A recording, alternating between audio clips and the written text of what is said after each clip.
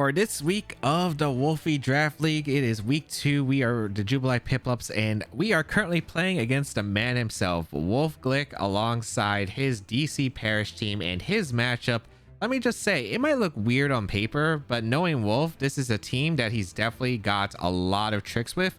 And the thing is, with all the Pokemon that has access to Frisk on this team, I'm going to be playing down the information game, which is going to be absolutely huge. So with this in mind, I decided to build more of a safer draft pick for this week and trying to adjust during the match itself. Let's break down the team. This is a team I decided to bring for week 2 against Wolfe. Choice specs Kilowatcher, which is able to outspeed his entire team and hit everything super effective with the combination of like Weather Ball, acts as a Terra Water, Terra Blast, because that Mamoswine is a huge massive threat. This Crocodile is going to be pretty interesting because it can help out against any Trick Room setup or any setup that he wants to do with his Spafra. So I have Dragon Tail to cover for it and Gunk Shot to be able to hit the Primarina. The Sash Ninetales, which is kind of playing it on the safer side with Aurora Veil, some Icy Wind speed control that can be very useful. And then Disable, which can help out and be disruptive against his team. We have the leftovers Terra Ice Annihilate. And you might be wondering why Terra Ice? I don't know. I just felt like running Terra Ice this week. Gained the defense boost in Snow, felt like it was pretty cool. And I wanted to have the advantage of going for the bulk up against the Mamoswine. And it was like an okay type against Primarina. Felt like it could be decently solid. Then we have this Terra Poison Blastoise, which is just more supportive, again, to help out with just allowing for some setup with either Kilowatcher taking knockouts with the Fake Out, the Yawn to be disruptive against Wolf's setup, as well as the Life Dew to heal up my Annihilate. And then this Reverie, which is mainly to help out against the Primarina under Trick Room, because it does have the Spin Out, which is a move that lowers the Reverie's speed by -2. So if there's a Trick Room from Wolfe, then I can outspeed and go for the Gunk Shot. And the Parting Shot can allow me to help pivot, which is pretty cool. So I can, again, try to sub the Annihilate a little bit safer in this matchup. I am going, again, pretty safe because he does have Frisk on a bunch of Mons on his team, like the Trevenant as well as the Spafra and Noivern. So he's probably going to have the info game. He has a lot of threats on his team, such as the Dedenne, which offensively is actually pretty good against me. The Primarina, fairy types are not pleasant for this draft. It's why I'm forced to bring Reverie. And yeah, it's going to be a huge, massive problem, I think, in this match. Arcanine, I'm a little bit concerned about because it could be like a mirror upset to gain the Defiant boost from my Annihilate. So something I'm a little bit terrified of. And the Mamoswine offensively, yeah, that Mon is a threat. So a lot of things that could go potentially wrong. Hopefully this is going to be a safe enough draft in order for us to win the week, but we'll find out because this is the man himself. A lot of tricks that Wolfe has, and we'll figure it out as we go along. All right, you might notice that my audio is not syncing with my face cam, and that's because for some reason I did an audio test before recording this and it was fine, and then for some reason during the actual recording my microphone decided not to pick up anything from my voice until the last 5 minutes of the recording. So I don't know why that happened, but yeah, so I'm doing post commentary for this one. Unfortunately, I do apologize, and Pokegame can confirm. I sent him the raw file and he was pretty surprised as well. But we have basically what I expect here, except there is no Arcanine. There's no Mirror Herb Arcanine, which I was actually a little bit scared of, and Hariyama's brought, which I was a little bit surprised by. But the rest I'm pretty much expecting here. It's Terra Water Mamoswine, Normal Noivern, Ground Terra Hariyama, Dark Terra Spafra, Steel Terra type Primarina, and Fairy Glamora. So a lot of the Pokemon I expected other than Hariyama, I was expecting Arcanine, but pretty much I was expecting maybe a potential dual mode with like Tailwind and Trick Room with the Noivern and the Spafra. I was expecting the Primarina, Glamora, and Mamoswine because they're really good offensively into me. And Hariyama's a little bit surprising, but maybe like a Trick Room route because I'm expecting maybe it's Trick Room Spafra with Frisk, or it could be like the Speed Boost still. Like that's something that I could definitely see for setup. But yeah, I kind of was running out of time here and I was going with Ninetales plus Annihilate, which isn't my go-to lead, but I want to cover for both a Trick Room and a Tailwind mode because I don't know which one he'll lead. But I think I should probably just decide to play more aggressive.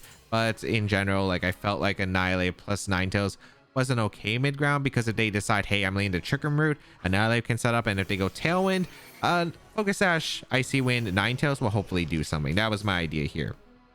So we're going to see the Frisk come out with the Focus Sash and the leftovers. Again, I had to play pretty safe items just because of the fact that Wolfe is just going to have the information game from the Frisk. And here I was like very scared of this Noivern, where I kind of regret not leading Kilowatcher, because Kilowatcher would have been amazing to outspeed the Noivern and could threaten the Terra Water, Terra Blast, and the Mamoswine. But here I'm scared of like any weather moves that the Noivern might have, or just taunt. So I'm like, okay, I'd rather just go for an Icy Wind because I don't want a Roar Veil if he has any of the taunt or the weather moves that I mentioned. And I'm going to go for a Drain Punch into Mamoswine, just get the chip damage immediately because I think it's worth it. And if they go for like an Air Slash immediately into my Annihilate, it works out for me. Icy Wind also gets to scout for like a Covert Cloak or Focus Sash potentially, but we're going to see Protect from the Noivern instead. Icy Wind is going to come out into the Mamoswine, so the Mamoswine will be slowed down, and that could be important under the Tailwind because maybe my Ninetales will be able to outspeed the Mamoswine, for instance. Drain Punch going to come out, and it's Chople Berry Mamoswine, which the Drain Punch did a lot of damage because I crit through the Snow Defense boost and the Chople Berry, which is very helpful there. But man, and Heavy Slam came out. I was surprised to see Heavy Slam. I didn't think it was going to be Heavy Slam. I thought, okay, maybe it's going to be a rock move potentially, but Heavy Slam was a very, very bad case because now I'm debating about potentially protecting, but if I protect, is it that great for me? If like the Noivern goes for a free Tailwind, for example, the Noivern outspeeds, can go for a Tailwind, can go for a KO right here. If the Mamoswine has Ice Shard, it's a pretty rough spot. So no matter what, I'm trying to think of like, okay, what are the situations here? And I feel like worst case is like giving him a free Tailwind. So I think I should go on the offense here. I go for the Icy Wind, I think, plus the Drain Punch into Mamoswine, because that's what I'm debating here, because I'm like, okay, if you go for Tailwind, then I get the Icy Wind off potentially with Ninetales, and I'm able to slow down the Mamoswine and the Noivern, and potentially can allow Annihilate to outspeed the Mamoswine because the Mamoswine will be at -2. But unfortunately, it was worst case scenario here because it was Ice Shard on the Mamoswine alongside the Tailwind from the Noivern going to be set up.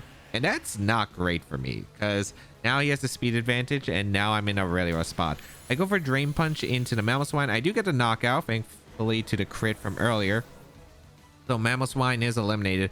But granted, right now, it's a pretty rough position. And I'm trying to figure out how do I even get around this because I don't really have the best ways to play around the Tailwind because I didn't get the Aurora Veil set up. And I'm trying to think of, do I even go Kilowattrel or do I even go Reverum here? And I was debating because I think looking back, like Primarina is pretty obvious offensively here. Like Primarina would definitely do a ton of damage to me. But I'm like, okay, what am I supposed to do here? Primarina is going to come out here and I decide to bring Kilowattrel. I decided like I need offensive presence, so I decided to go Kilowattrel and maybe like force the slots to target the Kilowattrel with a double up, which means that maybe Annihilate can do something. But yeah, this is a very, very strange spot. Because right now, I'm like, okay, I can threaten the KO, but can I even outspeed the Primarina? I'm basically, what I'm hoping for is that my Kilowattrel with like a lot of speed is able to maybe outspeed this Primarina. Because maybe it's like a mixed mode where my Kilowattrel can still outspeed the Primarina. I think that was like my only hope at this point. So like, that's what I'm praying on. I can't really switch into this Primarina, unfortunately. This Primarina just threatens so much damage. So basically I gotta bank on something because if I switch in like Reverum on a Hyper Voice, I'm in a really tough time. So I go for the Terra Ice to cover for a potential like Moonblast or Dazzling Gleam, and I go for the Noivern so he can't get Tailwind up later in the game. So that was the idea here. I go for the Terra Ice in order to hopefully just be able to take like Air Slashes or anything else that really might be thrown off the Annihilate, but I'm just praying that Kilowattrel's faster. Unfortunately, we see the Air Slash does go out into Annihilate, and it does do a good amount of damage, but this Moonblast OHKOs my Kilowattrel, and I'm like, okay, that has to be like Specs or Life Orb at the very least. And I was like, okay, I was Specs, and then I saw Life Orb, and I'm like, okay, yeah, that makes sense. And unfortunately, Annihilate flinches here, which, you know, would have been a strong Rage Fist. It would have knocked out the Noivern, but granted, that damage would have been nice, but it's still very awkward. This Primarina is so threatening right here, and because the Primarina is Steel Terra, like I can't really do much. And that's also another reason why I didn't bring Reverum in immediately, because I knew that like if Primarina came in, it could go for Steel Terra, and it's not the easiest position, especially with like double ups with the Annihilate that Wolf could go for. Like I don't know the Noivern full set, but if it's like Super Fang Moonblast, that would just OHKO my Annihilate, which is pretty bad for me. So I'm like, okay, yeah, because in draft I'm like considering the worst possible options, and right now I think it's really digging into my head like, yeah, it's really bad. But granted, I feel like maybe there are potential outs here, and I'm trying to figure out like what can be my potential outs, because right now he has the Tailwind advantage. I have used my Terrestrialization. Wolf still has access to Terrestrialization, and I'm trying to debate of like what he's going to go for. And I'm like, okay, he's going to Terra Steel Primarina here, like it's super safe for him, or Protect. And I'm like, okay, I'm going to double up the Noivern because I need to clear the Noivern. because I got to make sure that there's no tailwind in the late part, and then maybe if Annihilate outspeeds the Prim, I could maybe have a chance to win this game. So Terra Steel is going to come out, goes for the Draco Meteor, and it misses the Annihilate.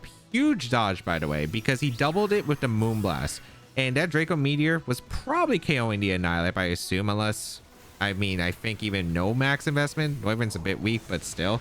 Rage Fist going to come out into Noivern, bring it pretty low, and the Gunk Shot does connect into the Noivern. So I do take the knockout to Noivern, but right now it's still a little bit ugly, but like it's doable, right? Because it really depends on what he has in the back, but maybe if I stall out the final turns of the Tailwind, I'm able to outspeed the Primarina, Drain Punch back all the recovery, and it could be nice. But Espafra is really weird, but it's Frisk and not Speed Boost. And now I kind of have to make a weird decision here, because I'm thinking maybe Annihilate could survive attacks, but it's really awkward, because right now I'm like, okay, what are you going for with the Espafra? Are you going to try to Trick Room, or are you Lumina Crash? Because I don't know what the speed tiers are here. I'm like, my convincing play that I think that Wolf might have is go for Lumina Crash into Reverie, get a -2 special defense drop onto the Reverie, and go for like a Hyper Voice or Dazzling Gleam. And if he does that, I just instant lose. So I commit to that play and I just try to protect the Annihilate, hoping that's what's going to happen here with the double protect. And I'm just hoping that he doesn't go for the Trick Room. We are going to see the Hyper Voice does come out here, so it would have probably KO'd my Annihilate at the range it was at. But we saw the Primarina move first, and I'm like, please don't be Trick Room on the Espafra. And unfortunately, it was Trick Room on the Espafra. So right now, I'm in a dangerous position, and it is not looking good. So yeah, I do get a bit of leftovers recovery, but right now the Primarina under Trick Room is going to outspeed my Annihilate, and I am just like, okay, is there anything, and I mean anything, I can do here to have somewhat of a small chance? And I do think that there is potentially an out, but it requires quite a bit, right? Because I can't touch the Primarina with the Reverie, and my Annihilate is like my only offensive threat on the board. I can't threaten the Espafra, but otherwise, yeah, like for instance, if I had spin off the next turn, I could, or last turn, I could have gone maybe a double KO on Espafra, maybe, but yeah, I got to go for a double protect here. And then he reveals the Helping Hand, and I'm like, oh, I was so cooked here no matter what, because Helping Hand basically means that like even a Parting Shot double protect didn't even win me the game. So really well prepped by Wolf here, because I just lose my Annihilate on the spot with the Hyper Voice. This Primarina just being so threatening here, as I did attempt to go for the double protect, and I did attempt to go for that Parting Shot into the Primarina. I get my Citrus Berry back, but at this point Reverie cannot win this end game, as I did go for the Parting Shot here. Maybe I could have went for spin off into Espafra and then Parting Shot the Prim, but I wasn't 100% sure. But at the end of the day, yeah, like I could have won this game. It was definitely a winnable one, but I do think that Wolf's Primarina was just super strong, and he positioned it super well with the Tailwind on the Noivern, and then again this trigger mode, which I was not surprised to see here being brought out from this Espafra. And yeah, like really well played to him. So this game one, it was winnable, but really tough. I think in general there were like a few things I could have done, maybe like hard swap to Reverie on my Kilowattra. If I had to Kilowattra around, maybe it was a doable game. If I click spin off into the Noivern, got the speed drop, it could have mattered, because it might have been like, oh, I can't really Trick Room when the Reverie is -2 speed, because it outspeed my Primarina. And what if it has an actual move to threaten the Primarina even through Terra Steel? Because Reverie does get some decent moves, so I was like, okay, that is definitely a thing I could have done. I think that the game one did have potential, but wasn't able to really capitalize on my Annihilate as well as I would have liked. So this game two, I am deciding on what mode I want to bring, and I kind of realized that there were several outs to the game one, and I'm like, okay, what went wrong? And I feel like just not getting the Aurora Veil up with Ninetales was pretty bad. Like the fact that I didn't get Aurora Veil up with Ninetales just made it really rough. So I'm going to try to prioritize this time to get the Aurora Veil set up with Ninetales, and that's why I'm laying Blastoise, because I do have the access to Fake Out plus the Aurora Veil alongside Reverie and the Annihilate in the back, because the idea is set up the Aurora Veil, have access to the Life Dew and the Yawn pressure from the Blastoise, and you know, be able to do stuff with the Annihilape. That's basically the goal of this lead plan, because I was like, okay, what went wrong is I wasn't really able to really tank the attacks from the Primarina. Let me change that with the Aurora Veil on the Ninetales, as well as like Yawn and Life Dew to be able to heal and get some stacking boost from the Rage Fist if he decides to target the Annihilape. So that is basically my idea for this game too, because should be all right, but we are going to see the Hariyama and Glamora, a complete switch up from a Wolf's End with Ninetales and Blastoise. I'm like, what am I supposed to expect here? I know there's access to Fake Out, and there was a lot juggling in my mind. I'm like, okay, what am I supposed to calculate from this? Because I'm like, is this supposed to be raw T-Spikes? Is this supposed to be like just offense immediately? I'm just kind of lost right here. And I'm also going over mind games because I'm debating about, is this Hariyama feint as well? Because if he goes for like feint into my Alolan Ninetales, it is a very, very bad spot if I decide to protect here. So I'm debating about like, can I even get this Aurora Veil up safely? And my plan here is to go for like a Swish of Ninetales and fake out the Hariyama. Granted, I will say that this was not a great play. I could have faked out the Glamora very safely because of the fact that I could have just swapped in Revavroom later. And even if there was a feint, like the Glamora doesn't move, I can Aurora Veil. But yeah, I kind of realized that during. But yeah, then we see Rock Polish from this Glamora. And I'm like, huh? I'm like, I've used Rock Polish Glamora for fun in the past, but I'm like, okay, I'm surprised we're seeing Rock Polish here. And I'm like, what is this supposed to do? Because I'm like, is this Rock Polish Meteor Beam? And I'm like, okay. But the thing is with Glamora, it gets a lot of good coverage for my team, and Earth Power is super threatening into Revavroom. And I really can't afford to Terrasilize if I can't help it. So I'm like, I probably need to scout for the Earth Power anyway from the Glamora. So I decide to play safe here. I'm going to protect, and I'm going to switch out to Annihilape because I want to get Annihilape in before the T-Spikes occur, right? Because if I have Annihilape poison, that's really, really bad for me. So it can also take a close combat from this Flame Orb Guts boosted Hariyama. So I'm like, okay, I'm going to protect here, and I'm going to get in my Annihilape as I protect to scout for the Earth Power. And then we see Bullet Punch, and I'm like, oh my goodness. Bullet Punch to not only get the T-Spikes up, it also threatened the Ninetales earlier and gets the weakness policy. And I'm like, oh my goodness. And I'm like, if this is Energy Ball, I'm so screwed. It was Sludge Bomb. Not as bad because I resist, but I got poisoned, and I'm like, I can't afford to get poisoned here. I just could not afford to get poisoned because right now I need multiple turns for the Annihilape to set up. That Sludge Bomb poison is pretty bad because right now the Annihilape has been taking so much damage. Like the next turn, I think I could have like went for a bulk up potentially. I could get Leftovers Recovery. I could go for like Spin Out plus Protect. Now I'm like, it's really bad. I'm like, this is a really bad spot. I'm like, what can I even do here? Because this Annihilape poison basically means that I cannot go with my game plan, and I brought mostly passive mons in the back. So here I'm like, okay, maybe there's a chance if this is like Sludge Bomb Power Gem Glamora that I can wall right, and I can go for a Rage Fist Gunk Shot, knock out the Hariyama before it gets like a big close combat off, and maybe I have a chance. Like that's basically my idea here. So I'm hoping I can knock out the Hariyama before I can really threaten some heavy damage. And then I should have realized this because he had Fairy Terrasization. Dazzling Gleam. Dazzling Gleam knocks out my Annihilape. I don't go for the Terra. I lose the Annihilape. Gunk Shot goes into Hariyama, and then close combat with the Guts boost is just crits my Revavroom. I don't think it mattered at all. I think I did the calc as well during this, and I'm like, it did not matter if he's like max attack, but then again, he could not be max attack potentially. But yeah, it's I pretty much am accepting my loss here because at this point I have a Alolan Ninetales plus Blastoise. Maybe I can get a Mon. That's basically what I'm playing for at this point because it's differential. But basically I'm taking the T-Spikes with both Pokemon. There's a Primarina in the back that I can't touch.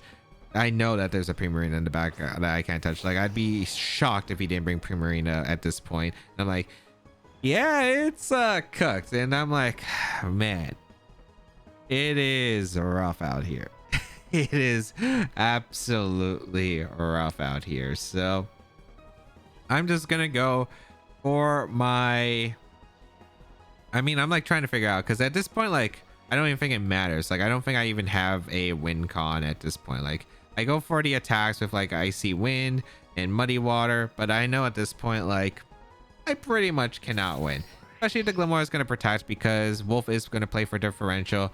He's going to go for a bullet punch into my Ninetales, which makes sense because it will bring me down pretty low. I actually thought Ninetales was going to take that a lot worse, so I'm actually surprised that it took the bullet punch as well as it did, with this no defense boost being 4 times weak and all. But yeah, like, I get an icy wind and I get a muddy water off, but at this point it's like it is not looking, again, like I can get a KO. Like, I'm hoping like maybe he'll give me the differential, because I can go for like muddy water here, get the KO onto both Pokemon potentially, and that's like my hope here. But at this point, it's I know that I just can't win. And I was reflecting a lot on the game, I think, during this point, and I was like, man, I did not play these couple turns as well. I think the turn 1 of this game was really bad.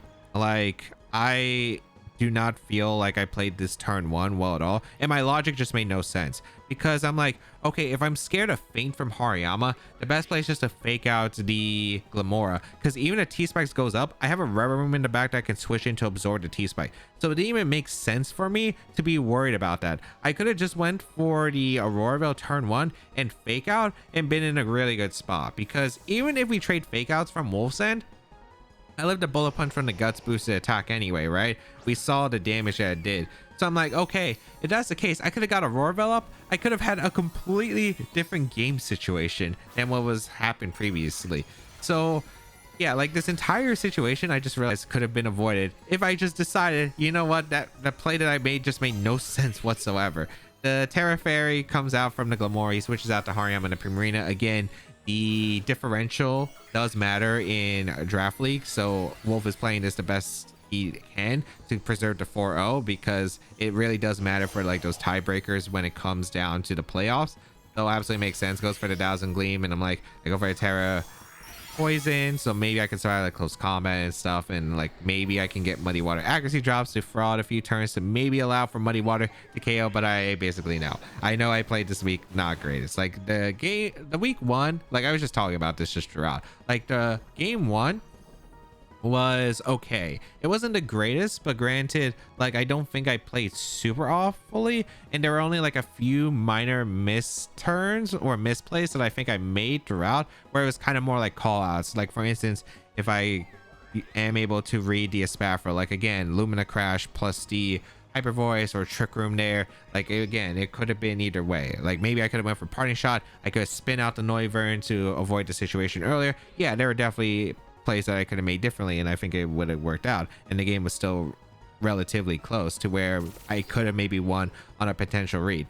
This game though, this game was 100% like, I wouldn't say like I win the game if I get the play right, but I will say like the game becomes a lot more of a game if I just decide, hey, I'm gonna fake out the Glamora turn 1 and don't care about the Hariyama as much, because I didn't really need to. I could have got the Auroraville up, I could have gotten my switch-ins to like Rever Room plus the Annihilate. I could have used the turns to set up, and based on the set from the Glamora, I was going to be a little bit hesitant of clicking the Power Gem or the Terra Ice, but I think I could have probably just scouted for the Dazzling Gleam, and it would have definitely been a fine spot. Like, very, very manageable compared to like what was showcased in this one. So yeah, I just felt like I was super disappointed in myself throughout this one. Like, I think Wolf absolutely played incredible, and his prep was fantastic. Like, I cannot stress like how I knew that this was going to be a tough week no matter what, and I do respect a lot of Wolf, especially like the Draft League stuff, because I've watched his Draft League stuff in the past when he was doing singles Draft League, and I knew how creative his sets could be. This one was like, oh my goodness, I don't know if I could even prep for this, because I was like, his team does look weird, but it has a lot of options, right? And the thing is, there were a lot of threats I had to respect, and he was able to capitalize on all of them. Glamora, Mamoswine, and Primarina, all super threatening, and he brought a crazy Glamora set. The Primarina was really well supported with the dual Trick Room and Tailwind mode he had, and then there was also the Mamoswine, which again, text for my Alola Ninetales. And yeah, I don't think this was the greatest week for me, but I think this week kind of showcased I kind of have to lock in more. I was very disappointed from how I just played that match in general. Again, no shame to losing to Wolf, and I think Wolf again played exceptionally well, and his team prep was fantastic. Like, and not complain about that. I just felt like I could have pushed for a more exciting battle, and I feel like I just under delivered in that case. But we will be stepping it up for the rest of the weeks and hopefully being able to showcase some higher level gameplay than what I displayed there, as I do again feel disappointed that I wasn't able to make this like a more intense set. But you know, again, no shame here, and we move on and hopefully adapt throughout this draft league, get better with my team, and hopefully we'll be able to maybe make it into playoffs and hopefully have a chance to battle Wolf again, because I would absolutely love the run back. But of course, go check out Wolf and the other coaches down below in the description, because this draft league is going to be a lot of fun. And I felt like this was a wake-up call where, yeah, I think I need to do better prep for the rest of the weeks. Because again, super stacked roster, and it is going to be no freebies in this draft league. So make sure you stay tuned for the rest of it, and I will catch you around next time.